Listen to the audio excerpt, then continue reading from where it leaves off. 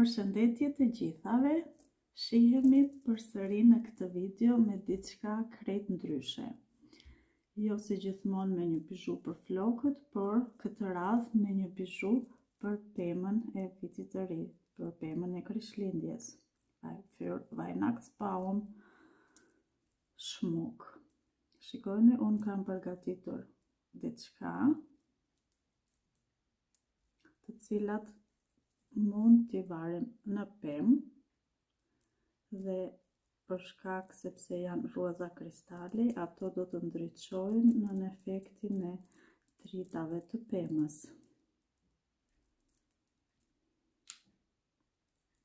Vazhdojmë nga puna. Unë kam përgatitur paraprakisht 2 dhe tani më duhet edhe një deg tjetër.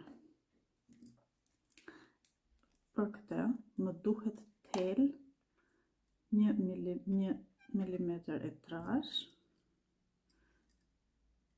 diku te 15 cm, 20-15 cm të gjatë, afërsisht një 20 cm. Dhe na duhen roza kristali. Mund të përdorni çfarë të keni ju dëshirë. Në këtë rast, unë përdor këto që kam këtu, nuk është se kam bler ekstra. Siç e shikoni, e kam futur rozën e kristalit dhe përthyejm pak dhe do vazhdojmë, do ta dredhim në këtë mënyrë.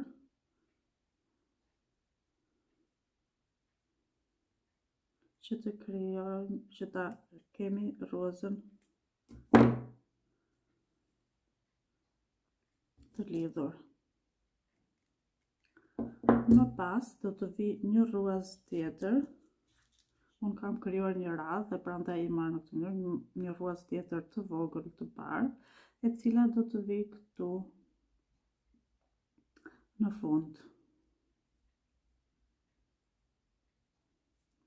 Siç e shikoni, unë më duhet ta pres pak telën sepse nuk e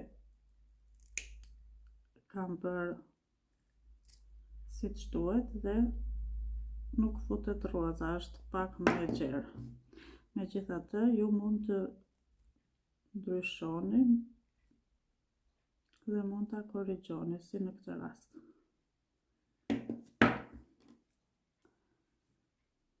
Fusim rozën e bardhë më të vogël në këtë mënyrë dhe më pas një ruaz si lule, por nuk është e thënë, mund të përdorni çfarë të keni ju dëshirë. Në këtë rast unë kam zgjedhur këtë model, por ju mund të përdorni çfarë të doni. Vjen përsëri një ruaz e vogël kristali dhe më pas një ruaz më e madhe. Shikojni? Këto ndriçojnë aq bukur në efektin e dritave sa do të maniteni. Vendosim përsëri ruaz të vogël dhe përsëri një model tjetër roze, që në këtë rast kam zgjedhur këtë, edhe kjo ndriçon shumë bukur. Përsëri një roz të vogël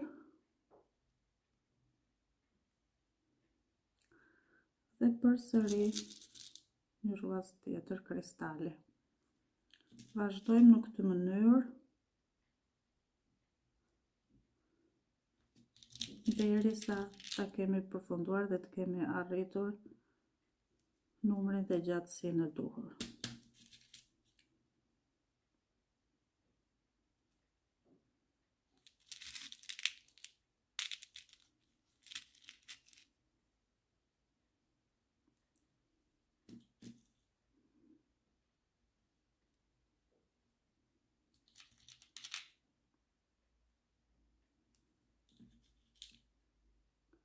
Dhe tani vjen roza e fundit, të cilën unë e kam përdorur një perlë normale në këtë mënyrë.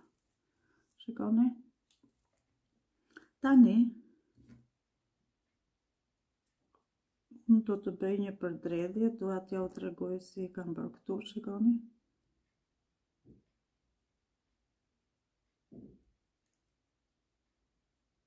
Dhe për këtë arsye, diku 2 cm larg rozave, e kap me këtë lloj pincete dhe e përdredh,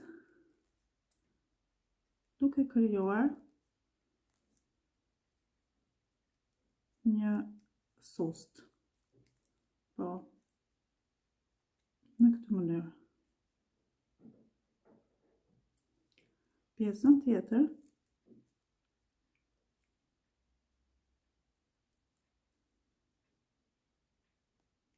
do të krijojmë një sust më të gjerë. Nuk është e thënë ta bëni mbylljen në këtë mënyrë, mund ta bëni edhe në mënyrë tjetër, thjesht duke krijuar një çengel sipër. Shikoni? Tani unë i kam të treja dhe do të bëj lidhjen e të trejave së bashku. Për të bërë këtë lidhje, mua më duhet një tel më i trash, siç e shikoni afërsisht, sepse është më stabil. Mund të përdorni edhe një që nuk është kaq i trash, nuk është e thënë, por unë vendosa që të përdor këtë sepse është më stabil. E këposim një pjesë dhe tani do të vazhdojmë të bëjmë lidhjen. Për këtë më duhen disa roza që kam trashësinë e duhur për të futur në këtë. Në këtë mënyrë unë bëj ndarjen e rozave e telave me njëri tjetrin, siç i kam bërë në këtë mënyrë. Një ruaz, telin, një ruaz, përsëri telin dhe përsëri një ruaz. Dhe kjo do të jetë e fundit. Pra na duhen gjithsej 3 ruaza. Më falni.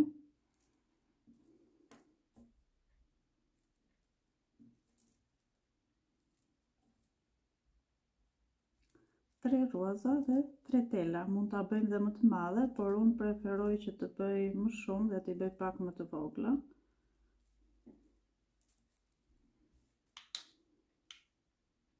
Dhe tani, me pincetën tjetër, ju mund të përdorni edhe vetëm një pincet, nuk është e thënë, çdo gjë arrihet, edhe unë në fillim nuk e kisha materialet kur kam filluar të punoj me roza dhe i kam bler pak nga pak.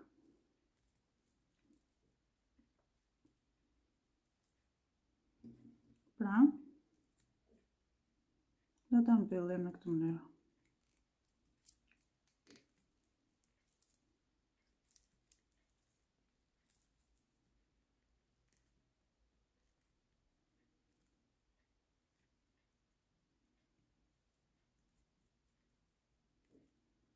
Shikojmë, formova një rreth.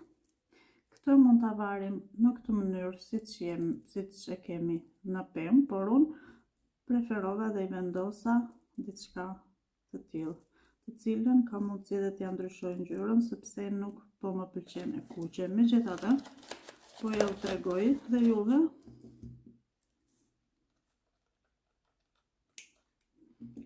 se si e kam këtu.